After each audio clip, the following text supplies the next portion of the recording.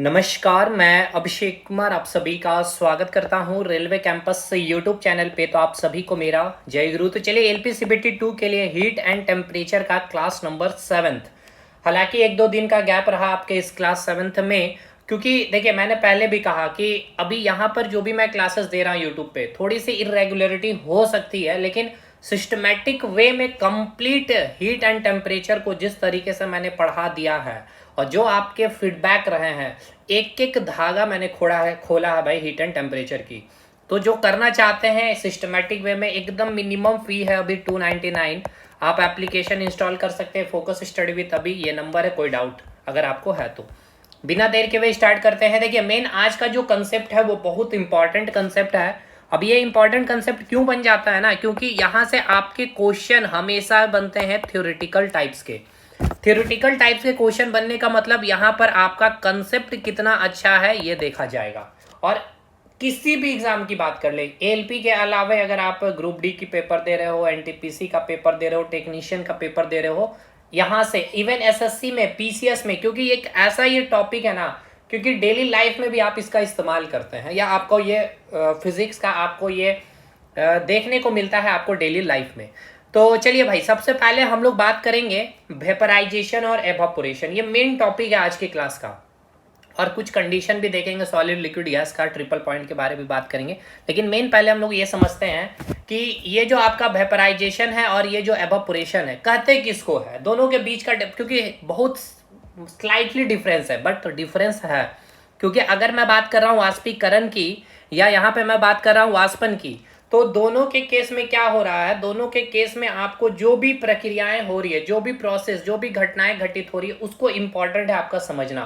कौन से physical quantity है जो इसको इम्पैक्ट करेगी, इंक्रीज करेगी या डिक्रीज करेगी, उसे हम लोग ध्यान देंगे। देखिए वाष्पीकरण का मतलब क्या होता है, तो ये एक ऐसी प्रक्रिया है जो एक फिक्स टेम्परेचर में, यानी कि ये एक ऐसा प्रोसेस है जो एक फिक्स टेम्परेचर पे क्या होता है, घटित होता है। मतलब पहला पॉइंट हमें ये समझ में आ रहा है वेपराइजेशन के बारे में, ये कि एक फिक्स टेम्परेचर में होने वाली ये घटना है, फिक्स टेम्परेचर में होने वाली ये एक प्रोसेस है।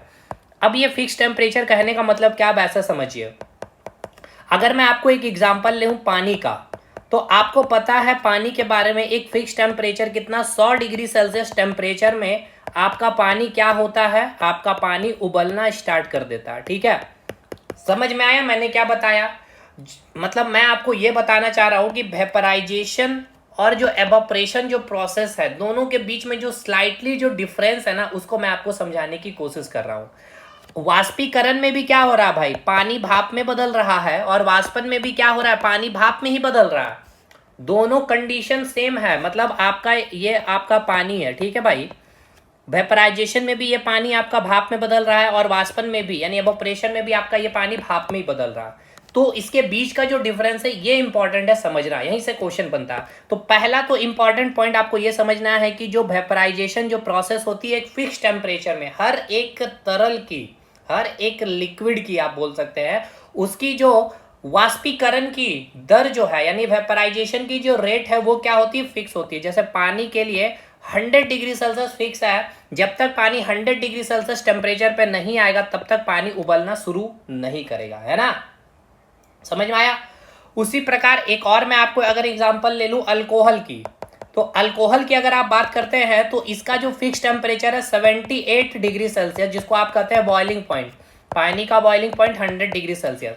यानी वाष्पीकरण मतलब कि जब आपका लिक्विड पूरी तरह से उबलने लगे, समझ में आ रहा है। वाष्पीकरण वेपराइजेशन का मतलब क्या है कि आपका जो लिक्विड या जो आपके पास जो मटेरियल है वो क्या करने लगे, पूरी तरह से उबलने लगे, उसे आप कहते हैं वेपराइजेशन स्टेट। अब एक और एग्जांपल ले लेते हैं, जैसे मरकरी का। ठीक है, अगर मरकरी की अगर हम लोग बात कर ले तो इसका बॉइलिंग पॉइंट कितना होता है, 357 डिग्री सेल्सियस। ठीक है, इस ताप पे आपका मरकरी क्या करने लगेगा भाई, उबलना स्टार्ट करेगा, तो इसको हम कहेंगे वेपराइजेशन। इसका मतलब क्या है सर, वेपराइजेशन का मतलब यह है कि वेपराइजेशन तब होता है जब कोई लिक्विड क्या करने लगे, उबलने लगे। यानी वेपराइजेशन तब होता है, एकदम थेट भाषा में समझिएगा, वेपराइजेशन तब होता है जब आपका जब आपका लिक्विड क्या करने लगे, उबलने लगे, लिक्विड क्या करने लगे, उबलने लगे, मतलब अपने बॉइलिंग पॉइंट को अचीव कर ले। जैसे कि पानी का बॉइलिंग पॉइंट हो गया 100 डिग्री सेल्सियस, अल्कोहल का बॉइलिंग पॉइंट 78 डिग्री सेल्सियस, तब ये अल्कोहल क्या कहलाएगा कि अल्कोहल का क्या हो रहा है, वेपराइजेशन हो रहा है। कब? 78 डिग्री सेल्सियस में। मतलब जो अल्कोहल लिक्विड स्टेट में, पूरा का पूरा लिक्विड किस में कन्वर्ट हो जाएगा 78 डिग्री सेल्सियस जाने के बाद? भाप में। और मरकरी किस में बदलेगा, कितने टेम्परेचर में? 357 डिग्री सेल्सियस में इसका वेपराइजेशन होगा। यानी कि पहला समझ में आया क्या? पहला पॉइंट तो सर हमने ये समझ लिया कि एक फिक्स टेम्परेचर में ये होने वाली प्रोसेस है। दूसरा पॉइंट आपको ध्यान रखना है क्या? दूसरा आपको सबसे इंपॉर्टेंट मैं आपको बतला रहा हूं, जो एकदम दिमाग में बैठा करके रखना है कि ये पूरी जो लिक्विड होगी, मतलब जैसे ये आपका एक, मैंने ये कोई भी एक यहाँ पे मैंने मटेरियल लिया है, कोई बर्तन है, ठीक है। बर्तन के अंदर क्या है भाई, ये पानी आपका पूरा फिलअप है, ठीक है, ये पानी फिलअप है। अब एक बात बतलाइएगा, अब जब आप हीट देंगे, ठीक है, हीट देंगे, अभी मान के चलिए पानी का टेम्परेचर 20 डिग्री सेल्सियस है, फिर हीट बढ़ाते जाएंगे तो 30 डिग्री सेल्सियस होगा। तो अब एक बात को समझिए, 20 डिग्री सेल्सियस के बाद जब 30 डिग्री सेल्सियस हुआ तापमान, या चलिए 40 डिग्री सेल्सियस हो गया, फिर 50 डिग्री सेल्सियस हो गया, तो अब ये जो आपका तापमान इंक्रीज हो रहा 30 से 40, 40 से 50, तो इस प्रोसेस में क्या पानी का कुछ पार्टिकल्स भाप में नहीं बदल रहा? बिल्कुल बदल रहा। यानी 20 डिग्री सेल्सियस के बाद जब 30 डिग्री सेल्सियस हुआ तब कुछ पानी का भाप, पानी का क्या हुआ, भाप में परिवर्तन देखा आपने। 40 डिग्री सेल्सियस में जब 30 से 40 हुआ तब कुछ पानी का कुछ पार्टिकल्स भाप में बदल गया है, फिर 40 से जब 50 हुआ तब पानी का कुछ पार्टिकल्स भाप में बदल गया है ना। इसका मतलब ये कि जब ये प्रोसेस आप देख रहे हैं, कोई फिक्स टेम्परेचर यहाँ नहीं है। 20 डिग्री सेल्सियस के बाद 30 डिग्री सेल्सियस, 40 डिग्री, हर एक डिग्री सेल्सियस पे यहाँ पे क्या हो रहा है, पानी भाप में बदलते जा रहा है जैसे जैसे आप हीट देते जा रहे हैं। तो इस प्रोसेस को हम लोग कहते हैं एवापोरेशन। तो एवापोरेशन का पहला पॉइंट आपको क्या समझ में आया? कोई इसके लिए फिक्स टेम्परेचर नहीं होता, यानी मैं लिख सकता हूं एट एनी टेम्परेचर पे होने वाली ये प्रोसेस होती है एवापोरेशन। जैसे मैं आपको समझा रहा हूं, अब ये हीट देते देते जैसे आपने इस पानी का टेम्परेचर 100 डिग्री सेल्सियस कर दिया ना, तो अब क्या देखेंगे आप, ये पूरा का पूरा पानी क्या है भाई, आपका भाप में बदल जाएगा। यानी मैंने क्या बोला, पूरा पानी, यानी होल लिक्विड में ये प्रोसेस आपका क्या होता है, यानी होल, मैं लिख रहा हूं इस पॉइंट को ध्यान दीजिएगा, होल लिक्विड क्या करती है आपकी, पूरी तरह से होल लिक्विड क्या चीज होती है, भाप में, यानी कि वेपर में कन्वर्ट हो जाती है। यानी पूरी तरल जो होगी ये क्या बन जाएगी, पूरी भाप में कन्वर्ट कर जाएगी। समझ में आया मेरे भाई? बताइएगा।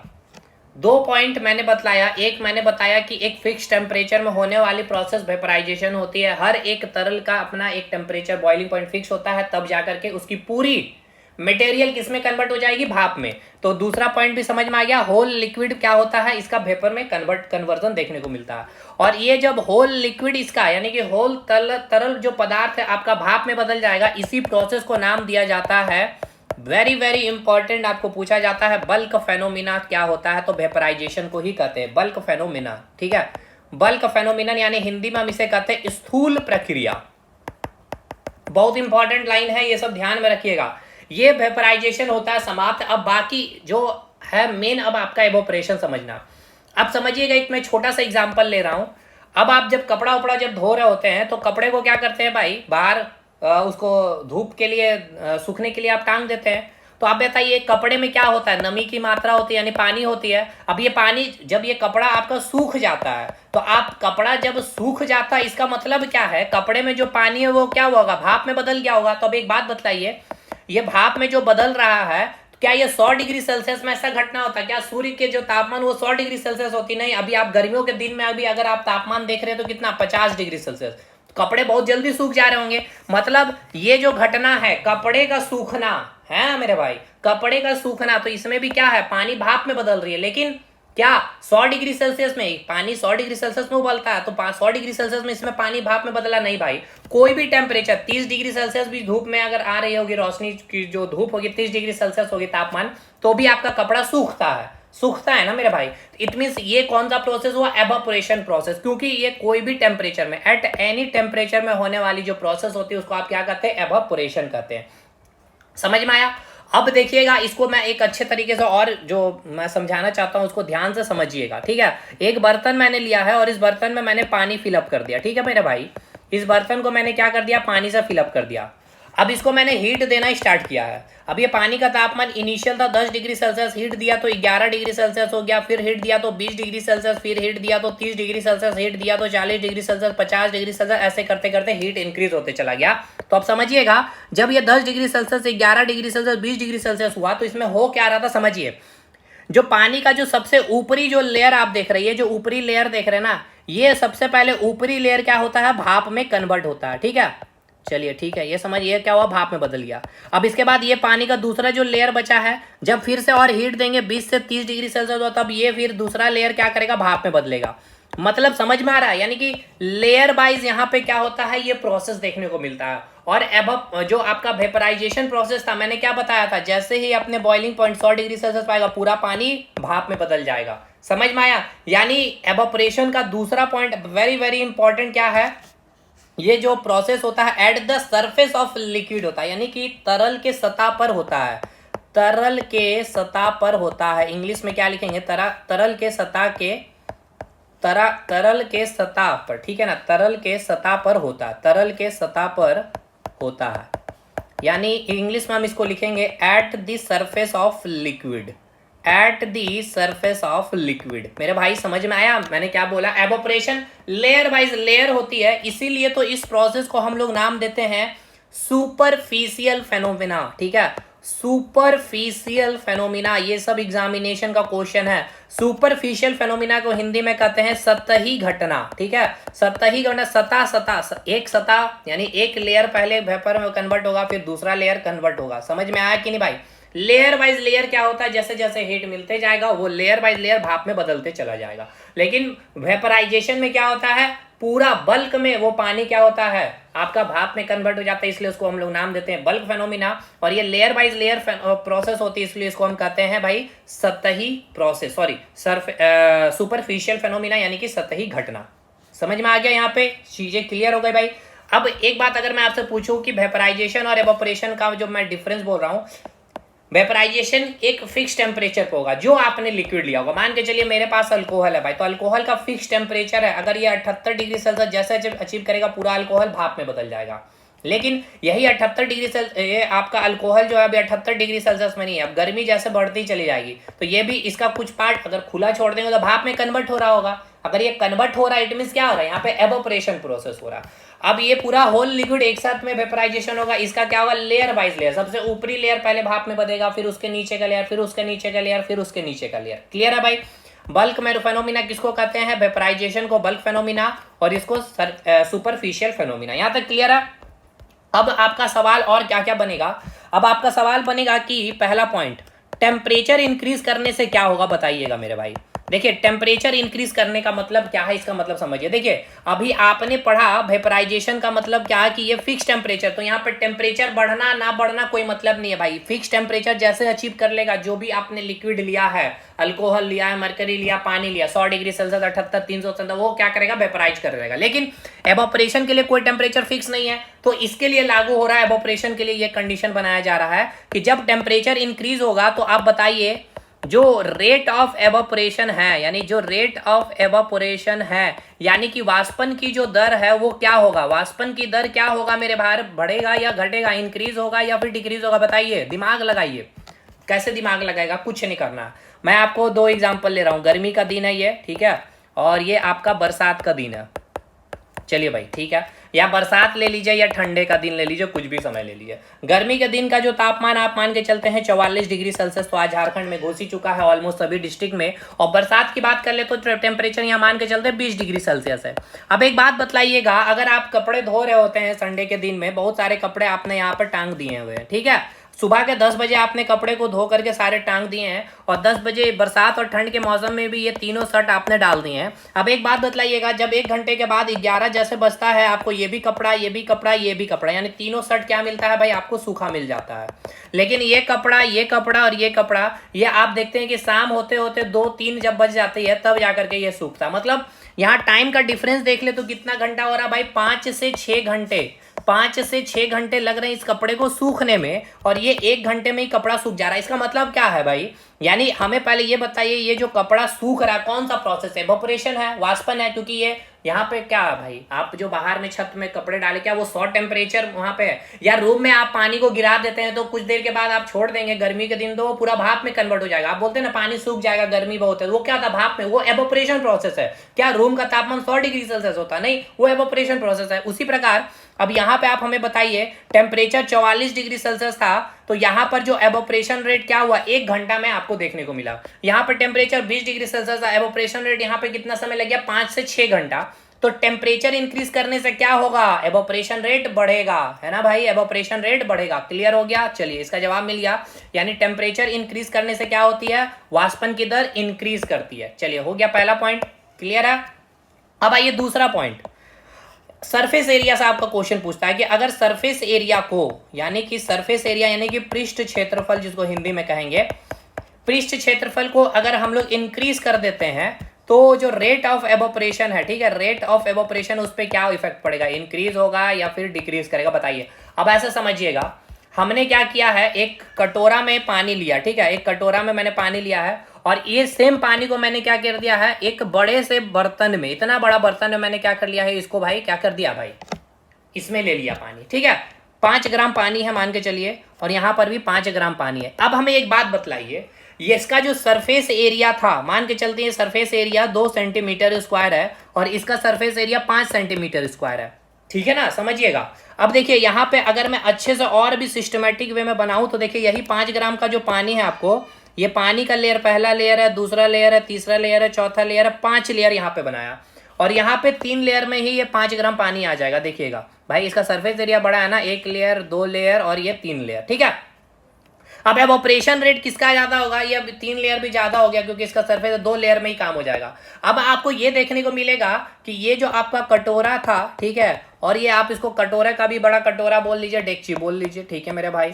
तो अब इसमें क्या हुआ, पतेला बोल लीजिए, जो भी बोलते हैं। तो अब इसमें आप एवोपरेशन देख रहे होंगे, धीरे धीरे हो रहा होगा। मान के चलिए यहाँ पे दिन के 12 बज रहे हैं, और यहाँ पे भी दिन के 12, दोनों घटना देख रहे हैं। तो 12 से 1 जब बजता है ना, तब जाकर के इसके पानी पूरी भाप में बदल जा रही है। और ये आप देख रहे हैं 12-15 में ही पूरा पानी भाप में बदल गया। एकदम गर्मी का दिन है, अभी के समय की बात कर रहा हूँ, जहाँ टेम्परेचर 45 डिग्री 44 डिग्री सेल्सियस है। तो ये 5 ग्राम पानी तुरंत भाप में बदल गया, क्योंकि इसका सरफेस इसको ज्यादा मिल गया ना भाई अपने। तो सरफेस इंक्रीज होने से क्या होगा भाई, एवोपरेशन रेट इंक्रीज होगा। क्या होगा भाई, एवोपरेशन रेट इंक्रीज होगा। या ऐसा समझिए कि आपने एक गिलास में आप चाय पी रहे होते हैं, ठीक है। जब गर्मी के दिन में चाय पीते तो आप उसको क्या करते हैं, चाय को एक प्लेट में डाल देते हैं, ठीक है। और प्लेट में पीते क्यों है भाई, क्योंकि सरफेस एरिया बढ़ जाता है, जिससे पानी जो चाय होती है वो ठंडी जल्दी होती है, यानी कि रेट ऑफ एवोपरेशन रेट बढ़ जाता है। चलिए क्लियर हो गया भाई, यानी कि इंक्रीज हो जाएगा rate of evaporation surface area increase करने से। हो गया ये पॉइंट। तीसरा पॉइंट ह्यूमिडिटी है। ह्यूमिडिटी से पहले भी एक और बता देते, स्पीड ऑफ एयर। मान के चलिए अगर हम इस एयर की स्पीड को इंक्रीज कर दे, तो भाई ऐसे समझिए ना कि अब जैसे कि हवा तेज बहने लगेगी, अगर हवा तेज चलेगी भाई तो रेट ऑफ एवोपरेशन उतना जल्दी कपड़ा सूखेगा। पंखे के सामने लाके आप कपड़ा सुखाते हैं ना भाई, जब बरसात के दिन में नहीं होता, तो क्या होता है, हवा की स्पीड से वो क्या होता है, पानी भाप में बदलना जल्दी, यानी कि रेट ऑफ एवोपरेशन क्या होता है, इंक्रीज होगा। तो स्पीड ऑफ एयर जितना करेंगे, एवोपरेशन ऑफ रेट क्या करेगा आपका, इंक्रीज करेगा। चौथा है, ये समझना है आपको ह्यूमिडिटी के बारे में, जो आप समझते नहीं रट लेते। ह्यूमिडिटी यानी कि आर्द्रता कहते हैं।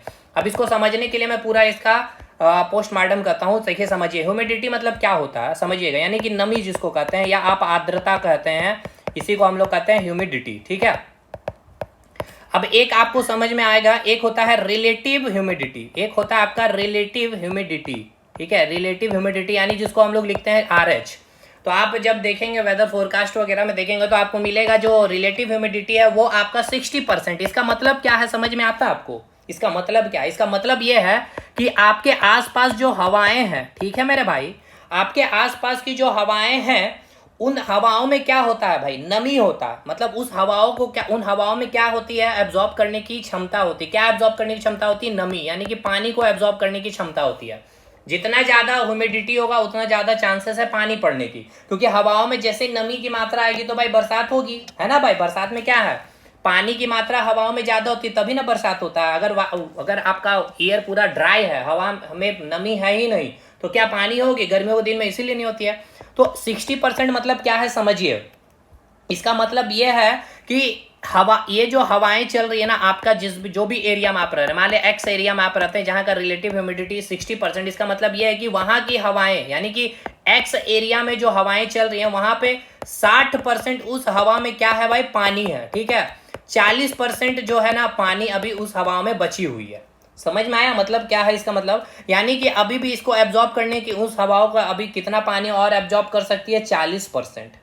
समझ में आया कि नहीं, पहले मैं ये बताइए। मान के चलिए अगर मैं आर एच वैल्यू लिख दूं 80%, 80% का मतलब क्या है, हमारे आसपास की जो हवाएं हैं, हमारे आसपास की जो हवाएं हैं उनको जो नमी एब्जॉर्ब करने की क्षमता है उसका 80% पहले से ही क्या हो गया भाई, वो नमी एब्जॉर्ब कर चुका है। बस एब्जॉर्ब करने की क्षमता कितनी बची है, 20%।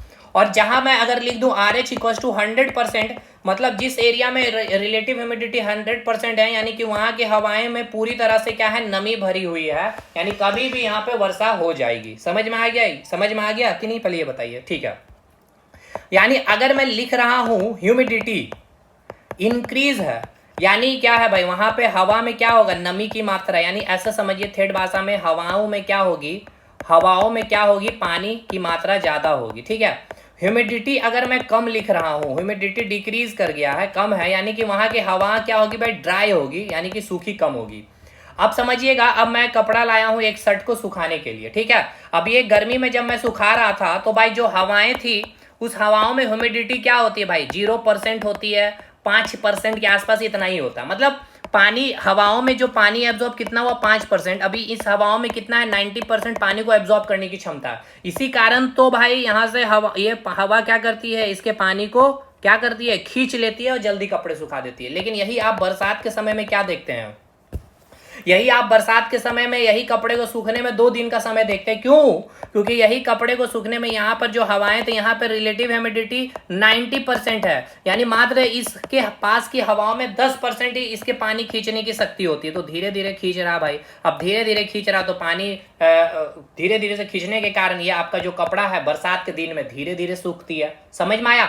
या आप बोलते हैं ना बहुत चिपचिपा, मतलब आज की जो ह्यूमिडिटी, मतलब सितंबर आपका अगस्त सितंबर का जो आप वेदर देखते हैं उस समय आपको बहुत ज्यादा चिपचिपा वाला गर्मी आप बोलते हैं, एक शब्द का इस्तेमाल करते हैं बरसात के समय में, चिपचिपा वाला गर्मी। बरसात का जो गर्मी होता है ना चिपचिपा, ऐसा क्यों, क्योंकि बरसात में होता है क्या मेरे भाई, उस समय जो रिलेटिव ह्यूमिडिटी 100%, 90%, 95% होता है, मतलब पानी में ऑलरेडी क्या होती है, हवाएं होती है। और आपके बॉडी से जो पसीना निकलता है ना, वो पसीना क्या होता है, भाप में बदल ही नहीं पाता, भाप में नहीं बदल पाता, इसलिए आपको आपके बॉडी में क्या होता है, चिपचिपा जैसा फील होता है। लेकिन गर्मी बहुत हॉट गर्मी है, जून वाली गर्मी, मई वाली गर्मी में आपको चिपचिपा वाला नहीं दिखाई देगा, क्योंकि हवाएं क्या होती है, ड्राई होती है। अब ड्राई होती है यानी हवाओं में नमी की मात्रा कम होती है, और वो हवाएं आपके बॉडी के पसीने को खींच लेती है, यानी पानी को खींच ले रही है। तो आपके बॉडी में क्या हो रहा भाई, चिपचिपापन नहीं आ रहा। और गर्मियों के दिन में क्यों बोला जाता है कि पानी ज्यादा पीना चाहिए, क्योंकि जो टेम्परेचर इतनी अधिक हो जाती है जिसके कारण जो हवाएं हैं वो बिल्कुल सूखी हुई है भाई।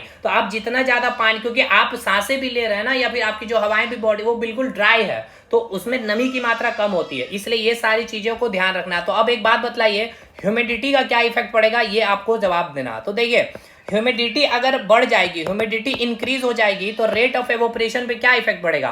तो भाई समझिए, अगर ह्यूमिडिटी अगर इंक्रीज कर गई है, ह्यूमिडिटी अगर इंक्रीज कर गई है तो नमी की मात्रा बढ़ गई है मेरे भाई। अब नमी की मात्रा अगर हवा में बढ़ गई है तो कपड़ा धीरे धीरे सूखेगी, यानी रेट ऑफ एवोपरेशन धीरे होगा, यानी ह्यूमिडिटी इंक्रीज करेगी तो एवोपरेशन रेट क्या होगा, डिक्रीज करेगा। और ह्यूमिडिटी अगर इंक्रीज करेगी, सॉरी ह्यूमिडिटी अगर डिक्रीज करेगी तो रेट ऑफ एवोपरेशन क्या करेगा, आपका इंक्रीज करेगा। रेट ऑफ एवोपरेशन क्या करेगा, इंक्रीज करेगा। क्यों, ह्यूमिडिटी जैसे ही डिक्रीज कर गया, यानी हवाओं में नमी की मात्रा कम हो गई। अगर हवाओं में नमी की मात्रा अगर कम हो गई है तो कपड़ा जल्दी जल्दी सूखेगा, क्योंकि वो हवाएं क्या करेगी, पानी को एब्जॉर्ब करने में काफी सक्षम रहेगी। समझ में आया, यहाँ पे आर्द्रता का भी कंसेप्ट क्लियर है। तो अब ये जितने क्वेश्चन बन सकते थे वेपराइजेशन और एवापोरेशन का, ये क्लास मैं आपके एप्लीकेशन में भी डालने वाला, शायद ये क्लास छूट गया था पिछला। अब मैं आपको समराइज कर रहा हूं वेपराइजेशन और एवोपरेशन के बारे में, पूरा का पूरा कंसेप्ट मैंने आपको समझा दिया है। इसके जितने क्वेश्चन बनेंगे वो सारे क्वेश्चन भी मैंने आपको बोल दिए हैं यहाँ पे क्लास के दौरान ही। एवोपरेशन के बारे में सुनिएगा ध्यान से, यानी ये क्रिया कहलाएगी वाष्पन, और ये होती है भाई वाष्पीकरण, ठीक है, ये होती है आपकी वाष्पीकरण। अब इसका मतलब क्या क्या होता है समझते चलिएगा। पहले बिंदु में मैं आपको बता रहा हूँ, ये क्या होता है, एक फिक्स टेम्परेचर में घटित होने वाली घटना, एक फिक्स टेम्परेचर में होने वाली घटना है, यानी कि इस क्या होता है जिसको जिस टेम्परेचर हम लोग क्या कहते हैं, बॉइलिंग पॉइंट कहते हैं। दूसरा बल्क यानी कि होल लिक्विड क्या होता है आपका भाप में, यानी कि बल्क लिक्विड आपका भाप में बदल जाता है, इसलिए इसको हम लोग क्या कहते हैं, बल्क फेनोमिना। ये पहला पॉइंट, एट एनी टेम्परेचर में होने वाली घटना है। दूसरा इस सतह ही पे एक लेयर पे होगा, फिर दूसरे लेयर पे भाप में बदलेगा, इसलिए इसको हम क्या कहते हैं, सुपरफिशियल फेनोमिना। चलिए ये हो गया। उसके बाद यहाँ पे इम्पैक्ट मैं लिख रहा हूँ, पहला टेम्परेचर इंक्रीज करेंगे तो जो रेट ऑफ एवोपरेशन है वो भी क्या हो जाएगा, बढ़ जाएगा। चौथा पॉइंट, अगर हम लोग क्या कर दे भाई, टेम्परेचर इंक्रीज कर दिए, अगर हम लोग स्पीड ऑफ एयर इंक्रीज कर दे, यानी स्पीड ऑफ एयर बढ़ा देते हैं, तो रेट ऑफ एवोपरेशन रेट बढ़ जाएगा।